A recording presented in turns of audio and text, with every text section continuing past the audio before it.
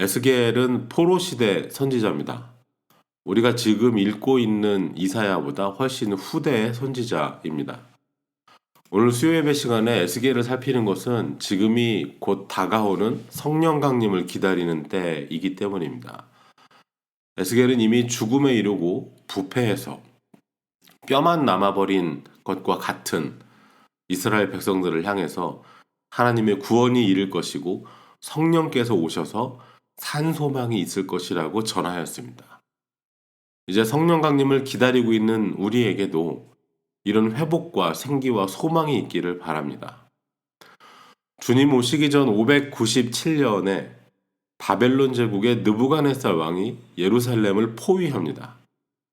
그때까지 남쪽 유다는 애굽과 바벨론 중에 어느 쪽에 충성을 해야 할지 말 그대로 오락가락했습니다. 둘 다 아닌 것이죠. 하나님을 택해야 했습니다. 그런데 남쪽 유다는 결국 바벨론의 반기를 들게 됩니다. 바벨론의 느부갓네살 왕은 이에 대한 보복으로 예루살렘을 침공합니다. 그리고 이때 약 10,000명가량의 유대인들이 바벨론으로 포로가 돼서 끌려가는데요. 그 가운데 에스겔이라는 젊은 제사장이 있었습니다. 포로가 돼서 끌려간 에스겔은 지금의 이스라엘, 현재 이스라엘의 텔아비브 지역에서 살았습니다. 포로 생활한 지 5년 정도 됐을 때 하나님께서 에스겔을 선지자로 부르셨습니다. 그리고 총 23년간 선지자로 사역을 했습니다. 에스겔이 포로가 돼서 끌려가는 것이 주전 597년이고 남유다가 멸망한 것이 586년이니까요. 에스겔은 선지자로 섬기는 동안에 자기 고향 예루살렘이 멸망한 소식을 듣기도 했습니다. 비록 몸은 포로가 돼서 멀리 떨어져 있지만 에스겔은 고향 예루살렘을 향해서도 많은 말씀을 전했습니다. 임박한 멸망과 그동안 지은 죄에 대한 강력한 지적이 있었습니다. 하지만 예루살렘이 멸망한 후에는 위로와 소망의 말씀을 통해서 하나님의 구원과 하나님 나라에 관한 말씀도 많이 전했습니다. 오늘 살펴보는 마른 뼈가 가득한 골짜기의 환상은 장차 일어날 회복을 약속하시는 하나님의 말씀입니다. 에스겔에는 환상과 비유, 상징을 통한 말씀이 상당히 많이 있습니다. 그래서 구약시대에도 유대 랍비들도 해석하기 어렵다고 난해한 성경으로 에스겔을 손꼽았습니다. 그러다 보니 오히려 현대에는 이단들이 에스겔의 환상과 예언을 자신들 주장에 이용하는 경우들도 많이 있습니다. 오늘 본문 말씀을 통해서 현실을 뛰어넘어서 회복을 약속하시고 위로를 주시는 하나님 마음을 알게 되기를 바랍니다. 오늘 본문은 크게 네 부분으로 나눌 수 있습니다. 첫째는 황량하고 메마른 뼈들이고, 둘째는 에스겔을 향한 하나님의 질문입니다. 셋째는 하나님 말씀의 능력이고, 넷째는 지금 일어나고 있는 상황에 대한 설명입니다. 1절 말씀에 여호와께서 권능으로 내게 임재하시고 그의 영으로 나를 데리고 가서 골짜기 가운데 두셨는데 거기 뼈가 가득하더라. 여호와께서 임하셨습니다. 에스겔은 지금 자기 생각대로 자기 뜻을 말하는 것이 아니라 하나님이 임하심으로 인하여 주어진 것을 기록으로 남겼습니다. 하나님 권능 가운데 에스겔은 한 골짜기 가운데 서게 됩니다. 거기에는 뼈가 가득했습니다. 이것은 정말 무서운 환상입니다. 하나님의 부르심 받고 사명 가운데 환상을 보게 되는데 백골이 가득한 골짜기에 서게 된 것입니다. 죽은 시체를 무더기로 던져놓은 골짜기였던 것이죠. 시간이 오래 흘러 생명은 모두 사라지고 썩고 부패하고 이제는 백골만 남은 것입니다. 하나님께서는 에스겔을 그 뼈 사방으로 지나가게도 하셨습니다. 똑똑히 목격하게 하신 것입니다. 목격자가 되게 하셨습니다. 골짜기 지면에는 뼈가 심이 많았고 아주 말라 있었습니다. 생명의 흔적이나 아니면 생명의 가능성이 조금도 남아있지 않다는 것을 확인하게 됐습니다. 전쟁이나 지진의 참상 가운데서도 생명은 참 질긴 것이어서 생존자들이 나오기도 합니다만 지금 에스겔이 사방을 지나며 보는 골짜기에는 어떤 생존자도 나올 수 없는 곳이었습니다. 이 참혹한 광경을 본 후에 하나님께서 에스겔에게 물으십니다. 그가 내게 이르시되 인자야 이 뼈들이 능히 살 수 있겠느냐 하시기로 내가 대답하되 주 여호와여 주께서 아시나이다. 하나님의 질문은 이 뼈들이 능히 살 수 있겠느냐입니다. 여기 다시 생명이 돌아오는 것이 가능하겠느냐 이 말입니다. 선지자의 대답은 우리를 놀라게 합니다. 사실 우리는 이 대답에 놀라야 됩니다. 여러분 살아날 수 있겠습니까? 엘리사 선지자가 죽은 아이를 살린 사건이 구약시대에 있긴 했습니다. 그러나 죽은 지 얼마 안 되는 아이였습니다. 나만 장군의 나병 걸린 피부가 어린아이 피부처럼 되는 일은 있었습니다. 그러나 그는 살아있는 사람이었습니다. 이미 죽은 지 오래돼서 부패마저 끝나서 뼈만 남은 무더기가 다시 살 수 있겠느냐 물으실 때 선지자는 안 됩니다도 모릅니다도 아니라 주 여호와여 주께서 아시나이다 하셨습니다. 인간으로서는 안 됩니다. 하지만 하나님께서 하시면 할 수 있다는 그 믿음이 선지자에게는 있습니다. 그러나 과연 하나님께서 그리하여 주실는지는 하나님의 뜻에 달려있는 것입니다. 오늘 본문의 뼈들이 상징하는 것은 하나님을 떠남으로써 영적인 생명을 잃어버린 당시의 유대인들입니다. 하나님으로부터 떨어져 나간 심령은 죽은 자와 같습니다. 살아있는 것 같으나 사실 산 것이 아닙니다. 생명의 창조주요 보존하시는 일을 떠나서는 살 수 없는 것이죠. 우리가 사는 것은 오로지 하나님의 은혜임을 깊이 기억해야 하겠습니다. 약속의 땅, 가나안 땅이 은혜로 주어졌지만 하나님을 섬기지 아니한 유대 백성들이 결국 가나안 땅을 떠나게 된 것이 포로 시대입니다. 신앙적으로 볼 때 이들은 죽어있는 백성이었습니다. 죽어서 말라붙은 뼈들이 다시 살아있는 사람이 되는 것은 불가능한 일입니다. 4절 말씀에 또 내게 이르시되 너는 이 모든 뼈에게 대언하여 이르기를 너희 마른 뼈들아 여호와의 말씀을 들을지어다. 뼈들을 향해서 들을지어다 라고 말하라는 것이죠. 하나님께서 너희에게 생기가 들어가게 하실 것이다. 너희가 살아나리라. 너희 위에 힘줄이 둘러지고 살이 입혀지고 가죽이 덮이고 생기가 넣어져서 살아날 것이라고 뼈들을 향해 말하라 하십니다. 그리고 살아난 그 뼈들이 생각을, 지각을 갖게 돼서 내가 여호와인 줄 너희가 알리라 하셨다 하라 하십니다.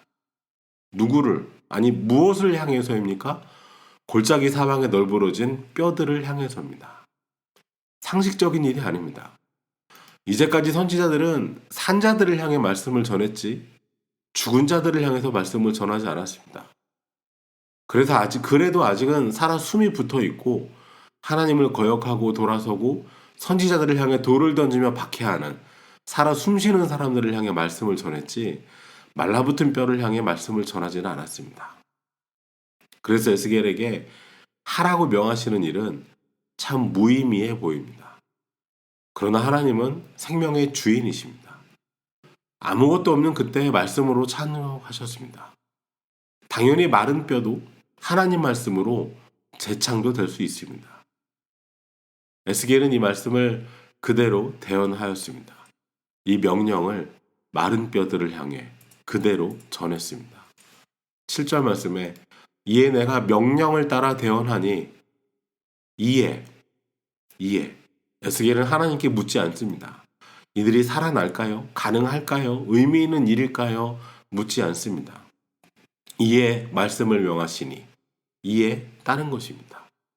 하나님 앞에 의문 없는 따름이 있었고 그때 대언할 때 소리가 들리기 시작합니다. 뼈들이 맞고 연결됩니다. 뼈들이 부딪히는 소리가 들립니다. 힘줄이 생기고 살이 오르고 가죽이 덮입니다. 환상 가운데 에스겔은 죽은 자가 다시 살아나는 부활의 시작을 목격하게 되는 것입니다. 그러나 이들에게는 생기는 없었습니다. 여기서 말하는 생기는 아직 숨을 쉬지 않고 있었다는 뜻입니다. 하나님께서 또 이르십니다. 이번에는 생기를 향해 대언하라 하십니다. 뼈를 향해 대언하였더니 뼈들이 붙고 피부가 덮였고 이제 생기를 향해 대언하니 생기가 들어가 그들이 곧 살아났습니다. 하나님 말씀을 명령대로 대언하였더니 그들이 살아나는데 숫자가 많았습니다. 그래서 10절은 그들을 향해 극히 큰 군대더라 했습니다. 그들이 바로 이스라엘이었습니다. 영적으로 죽어버린 이스라엘이었습니다. 남북으로 나뉜 나라는 모두 멸망해버리고 백성들은 흩어지고 포로가 됐습니다. 회복의 날, 소망은 없어 보입니다. 그들이 바로 골짜기 사방에 널브러진 이미 죽은 지 오래돼서 다시 일어설 가망이 없는 마른 뼈들이었습니다. 11절에는 지금 포로가 된 남은 백성들이 하는 말이 나타나 있습니다. 또 내게 이르시되 인자야 이 뼈들은 이스라엘 온 족속이라 그들이 이르기를 우리의 뼈들이 말랐고 우리의 소망은 없어졌으니 우리는 다 멸절되었다 하느니라. 그러나 이 마른 뼈들도 하나님께서 원하시면 하나님 말씀하시면 살아날 수 있습니다. 회복되고 다시 일어나고 생기가 들어갈 수 있었습니다. 오늘 하나님께서 환상 가운데 에스겔에게 마른 뼈를 보게 하시고 그 뼈들이 다시 일어나는 소망을 보이시는 이유는 우리는 이미 말랐고 없어졌고 멸절됐다고 말하는 그 남은 사람들의 말이 틀렸다는 것을 보여주시기 위해서입니다. 지금까지 에스겔은 2번 하나님 말씀을 대언했습니다. 그리고 이제 3번째 대언하라는 말씀이 주어지는데요. 바로 조금 전에 살아난 큰 군대, 곧 이스라엘을 향해서입니다. 그러므로 너는 대언하여 그들에게 이르기를 주 여호와께서 이같이 말씀하시기를 내 백성들아 내가 너희 무덤을 열고 너희로 거기에서 나오게 하고 이스라엘 땅으로 들어가게 하리라. 죽었다고 생각하지 말라는 것이죠. 끝났다고 생각하지 말라는 것이죠. 무덤을 열고 나와서 다시 말하면 바벨론 땅에서 나와서 다시 고향 땅 이스라엘로 돌아가게 하시겠다는 약속입니다. 무덤을 열고 너희로 거기에서 나오게 하리라는 말씀이 12절에서도 13절에서도 이어서 연이어 선포됩니다. 이스라엘은 포로 생활이라는 죽음 같은 자리에서 살아날 것입니다. 또한 하나님을 떠난 영적인 죽음에서도 살아날 것입니다. 경기를 볼 때 역전승이 더 짜릿하고 통쾌한 이유가 무엇이겠습니까? 그만큼 확률이 희박하기 때문입니다. 희박한 확률을 뚫고 판을 뒤집었을 때 역전의 기쁨이 큽니다. 우리는 경기를 볼 때는 종종 역전을 기대합니다. 그런데 우리 삶에서 역전을 기대하는 것은 좀처럼 쉽지 않습니다. 나이가 들수록 더 그렇게 되는 것 같습니다. 이제는 더 이상 새로운 길도, 희망도, 가능성도 새로운 것이 보이지 않을 것 같은 시기가 있습니다. 신앙의 세계에서마저 승리의 소망을 잃게 되면 사람이 정말 힘들어집니다. 믿음의 세계에서 싸움을 포기하면 발딛고 사는 현재에서도 경건의 끈을, 기도의 끈을 놓아버리기가 쉽습니다. 영적인 싸움에서 힘이 빠져갈수록 오늘을 바라보는 눈에도 변화가 일어나는데요. 안 좋은 쪽의 변화죠. 신앙마저도 합리적인 사고의 틀 안에 갇혀버리게 됩니다.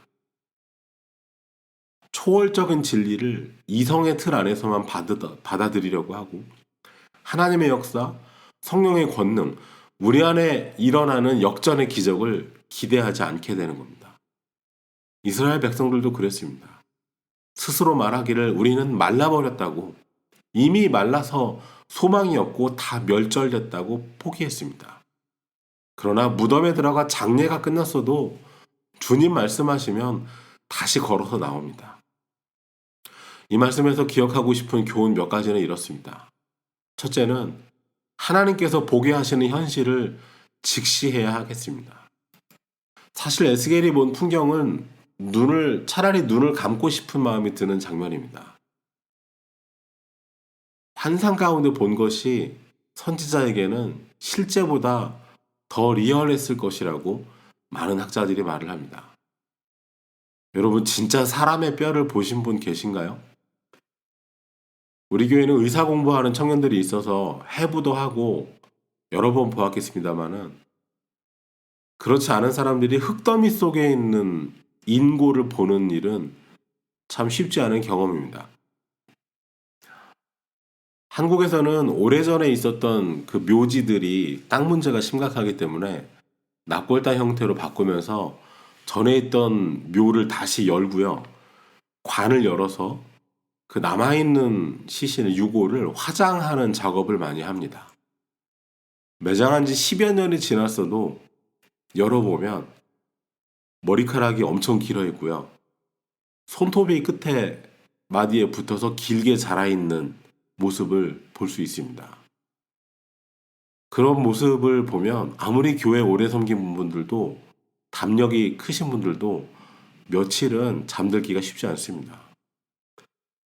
말씀이 임하고 내가 전해야 할 사명이 주어지는 것은 흔히 선교사나 목회자가 될 것을 서원하면서 헌신하는 때의 흥분이나 낭만하고는 거리가 멉니다.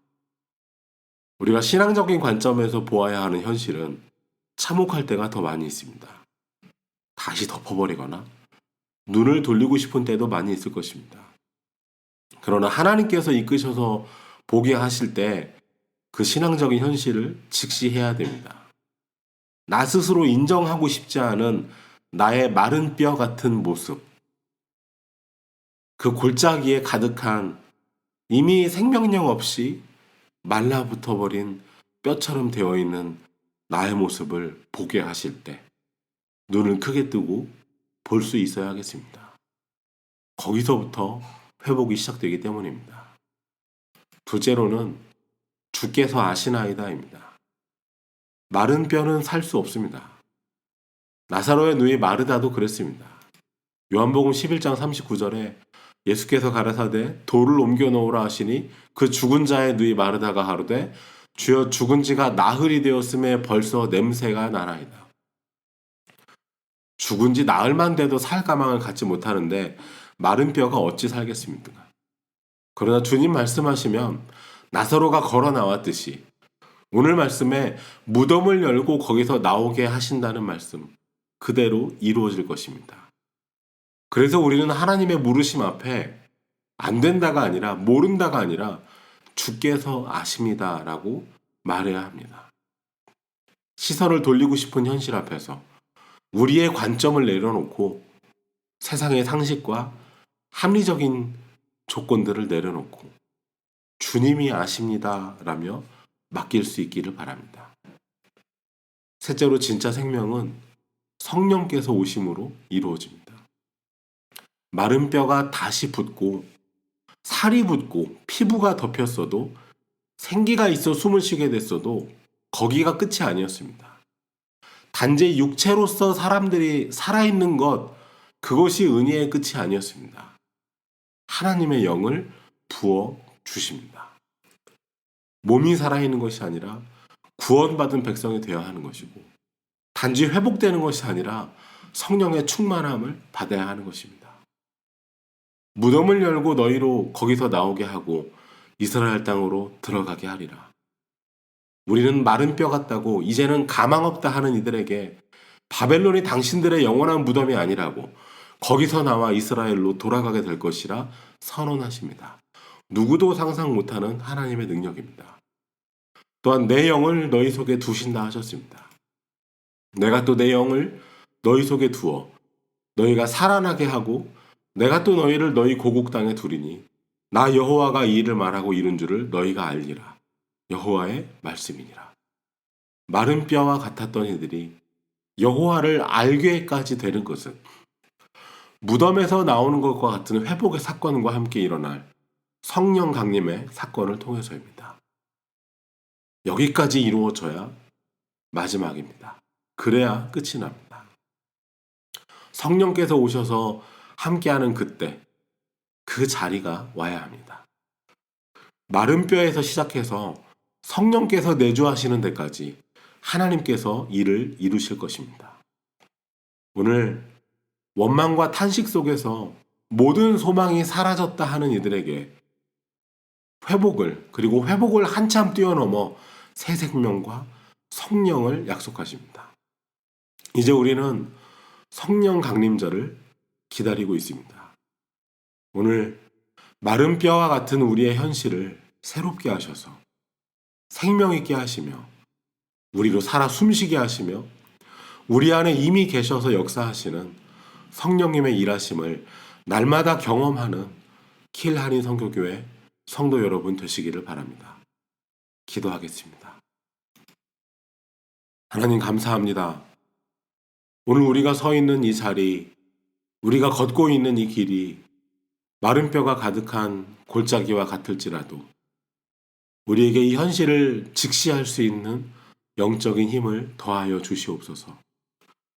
오늘도 우리가 살고 있는 현실을 넘어 역사하시는 우리의 기대와 한계를 초월하여 일하시는 하나님을 신뢰하게 하시고 그 일하심에 참여하라 부르시는 그 부르심에 응하며 부활과 성령 충만 사건의 증인들이 되게 하여 주옵소서. 무덤을 열고 나오신 부활의 주님을 사랑하는 기쁨 가운데 우리에게 오신 성령님을 또한 사랑하며 기대하는 마음으로 이때를 지내게 하옵소서. 예수님 이름으로 기도하옵나이다. 아멘.